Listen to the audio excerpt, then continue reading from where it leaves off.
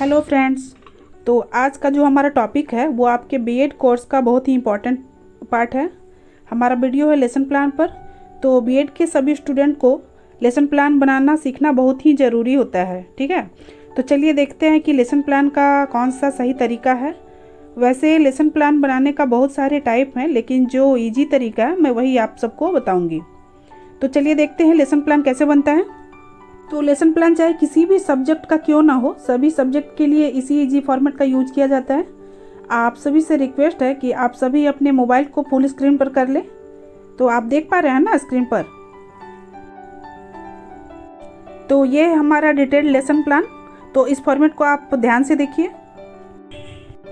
ये सबसे ऊपर पुपिल टीचर्स नेम से लेकर यहाँ सब्जेक्ट टॉपिक या फिर उप शीर्षक तक कंप्लीट फिलअप करना है।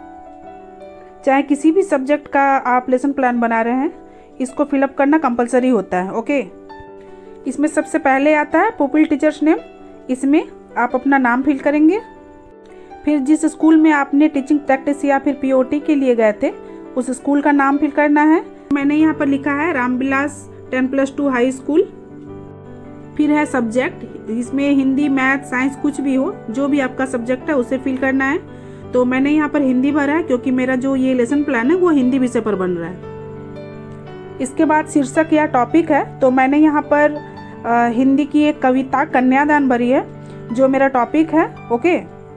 फिर इसके बाद है सब टॉपिक। तो जैसे मैंने यहाँ पर हिंदी विषय भरा है और मेरा टॉपिक व्याकरण है, ठीक है। और व्याकरण में मैं अगर संज्ञा पढ़ाऊँगी तो हमारा उप शीर्षक क्या हो जाएगा, संज्ञा, या फिर जो सब टॉपिक है वो संज्ञा हो जाएगा। फिर इधर दूसरी तरफ है रोल नंबर, तो आप अपना इसमें रोल नंबर भरेंगे। फिर है डेट, तो जिस दिन का आप लेसन प्लान बनाएंगे उस दिन का डेट डालना है। फिर उसके बाद है क्लास और सेक्शन, यानी जिस क्लास और सेक्शन को आप पढ़ाने जा रहे हैं उस क्लास का नाम लिखना, या जैसे 9th क्लास या फिर 10th क्लास है और सेक्शन ABC जो भी हो आप इसमें फिल करेंगे। उसके बाद है पीरियड, यानी कि जो पीरियड आप लेने जा रहे हैं, चाहे 3rd period 4th 2nd period जो भी हो आप इसमें फिल करेंगे। उसके बाद आता है ड्यूरेशन। ड्यूरेशन वही होता है, यानी कि जो 30 या फिर 45 मिनट के बीच, तो इसे आप फिल करेंगे। तो ये सारी चीज़ें फिक्स है, ये सभी आपको फिल करना है, ओके। ये तो हो गया। अब इसके नीचे स्टार्ट करना है ऑब्जेक्टिव्स, या जिसे उद्देश्य कहेंगे। तो उद्देश्य जो है वो 2 प्रकार के होते हैं। पहला होता है सामान्य उद्देश्य या जनरल एम्स, और दूसरा होता है विशिष्ट उद्देश्य या फिर स्पेसिफिक एम्स, ठीक है। सामान्य उद्देश्य या जनरल एम्स जो है वो आपके सब्जेक्ट यानी कि जो विषय आपका है उससे रिलेटेड होगा। जैसे हमने हिंदी विषय भरा है तो सामान्य उद्देश्य होगा हिंदी से रिलेटेड, ठीक।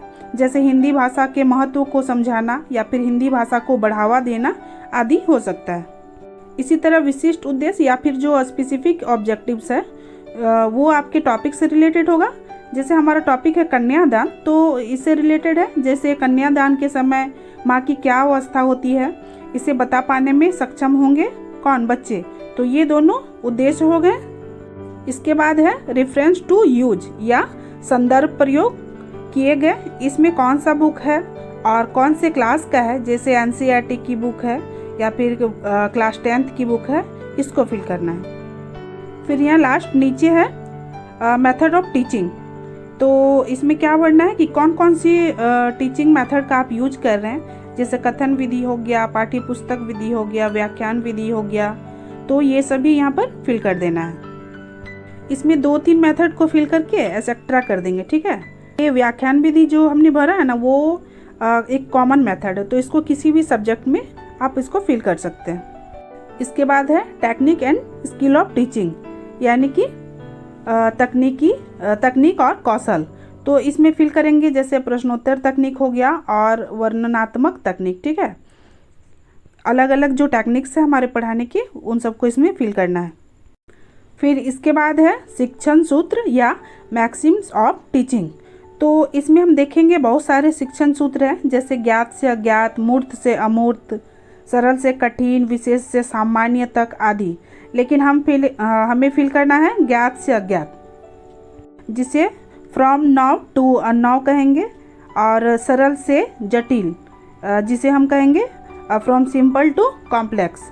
क्योंकि हमारा टॉपिक जो है वो कविता कन्यादान है, तो इसे ही फिल कर लेंगे। इसके बाद है teaching aids to be used, यानी कि आपने किस किस टीचिंग एड्स का आपने इसमें यूज किया है। जो सहायक सामग्री है जिसका यूज आप कर रहे हैं, जैसे चौक हो गया, डस्टर, श्यामपट समझ रहे हैं ना, क्या ब्लैक बोर्ड को कहते हैं, ठीक है। तो ये सभी इसमें भर देना है। अब है प्रीवियस नॉलेज, ठीक है, या जिसे हम पूर्व ज्ञान परीक्षण भी कहेंगे। इसमें आप छात्रों के प्रीवियस नॉलेज का पता करेंगे और उपशीर्षक से संबंधित जो भी क्वेश्चन हो उसको पूछेंगे और इसमें लिखेंगे, और छात्र जो है इसका वो उत्तर देंगे। इसमें पुपिल टीचर द्वारा जो क्वेश्चन पूछा जाएगा वह पुपिल टीचर एक्टिविटी के स्थान पर लिखा जाएगा। जैसे कन्यादान से संबंधित जो क्वेश्चन होगा वो हम लिखेंगे। जब शादी होती है तो कौन कौन सी रस्में होती है, और स्टूडेंट्स द्वारा बताए गए आंसर को स्टूडेंट्स एक्टिविटी के जगह पर लिखेंगे। जैसे उनका उत्तर है फेरे, हल्दी, मेहंदी आदि, तो इसे हम यहाँ पर लिख लेंगे। अब है डिक्लेरेशन ऑफ द टॉपिक, या फिर इसमें पुपिल टीचर सब टॉपिक के बारे में कुछ बताएंगे, और उनका उद्देश्य होगा कि जो हमारा सब टॉपिक है उसके बारे में बच्चों को बताना। तो यहाँ पर बच्चों से कहा जाएगा कि आज हम लोग कन्यादान कविता के बारे में अध्ययन करेंगे, तो इसे ही यहाँ पर लिखना है। फिर इसके नीचे है पुपिल टीचर्स एक्टिविटी या छात्राध्यापक क्रिया। तो छात्राध्यापक क्रिया क्या होगी, वो बच्चों से क्वेश्चन पूछेंगे। जैसे इसमें पूछा गया है कि इसमें से सबसे महत्वपूर्ण रस्म कौन सी होती है, और उसके बगल में है स्टूडेंट्स एक्टिविटी या फिर छात्राध्यापक क्रिया। इसके बाद है स्टूडेंट्स एक्टिविटी, जिसमें स्टूडेंट की जो एक्टिविटी होगी वो इसमें लिखी जाएगी। तो स्टूडेंट की एक्टिविटी क्या होगी, वो टीचर्स द्वारा पूछे गए जो क्वेश्चन होंगे उसका आंसर देंगे। तो टीचर ने जो क्वेश्चन पूछा उसका आंसर क्या होगा कि सभी रस्में। अब ब्लैक बोर्ड सारांश शीर्षक में लिखेंगे सभी रस्में। ओके, यहाँ तक जो है वो क्या है, इंट्रोडक्शन स्किल होता है, ठीक है, जो अभी समाप्त हो गया। इसके बाद है प्रस्तुतिकरण या प्रेजेंटेशन। तो इसी पैटर्न पर जो है सभी सब्जेक्ट के लेसन प्लान बनते हैं। अब आता है प्रेजेंटेशन। तो क्लास में जाकर आप किस तरह से अपने टॉपिक को प्रेजेंट करते हैं, इसमें फिर से फॉर्मेट बनाना है। अब इसमें सबसे ऊपर है टीचिंग पॉइंट या स्टेप्स, शिक्षण बिंदु या सोपान। तो इसमें टॉपिक भरेंगे और इसमें जो टॉपिक से रिलेटेड अलग अलग 2-3 पॉइंट को इसमें लिख सकते हैं। फिर इधर साइड में है छात्राध्यापक क्रिया या पुपिल टीचर एक्टिविटी।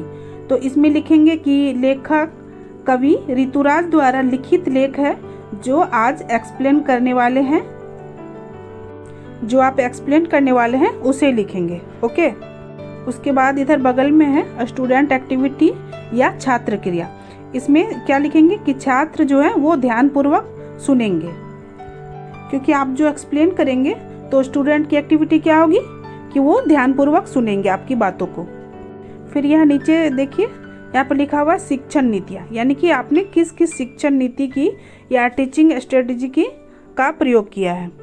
तो इसमें मैंने भरा है व्याख्यान विधि और श्यामपट, क्योंकि मेरा जो इसमें टीचिंग एड्स है मैंने श्यामपट यूज किया है। फिर मैंने लिखा प्रश्नोत्तर, यानी कि मैंने बच्चों से प्रश्न पूछे हैं, जैसे कवि ऋतुराज का जन्म कहाँ हुआ था। और इधर साइड में है श्यामपट सारांश। तो उत्तर क्या है, भरतपुर राजस्थान। जो कवि हैं उनका जन्म भरतपुर राजस्थान में हुआ था, तो श्यामपट सारांश में इसे लिखेंगे। इसके बाद नीचे यहाँ पर देखिए पुनरावृत्ति या रिपीटेशन होगा। इसमें पुनः टॉपिक से रिलेटेड कुछ बातों को रिपीट करेंगे और छात्रों को बताएंगे। फिर है इसके बाद है मूल्यांकन या एवल्यूएशन। इसमें छात्रों को टॉपिक से रिलेटेड क्वेश्चन पूछ सकते हैं, और फिर ऑरल टेस्ट हो गया या फिर एमसीक्यू टेस्ट या फिर रिटन टेस्ट ले सकते हैं। इसके बाद लास्ट में है कुछ होमवर्क देना। इसके बाद लास्ट में है गृह कार्य, यानी कि बच्चों को जो मैंने पढ़ाया है या आपने पढ़ाया उससे रिलेटेड कुछ होमवर्क देना है। टॉपिक से रिलेटेड कुछ क्वेश्चन देंगे जो बच्चे उसे घर से कर लाएंगे। तो आई होप कि आज का लेसन प्लान इस इजी मेथड से आप बनाएंगे। तो आज का वीडियो बस इतना ही, मिलते हैं अगले वीडियो में। Thank you.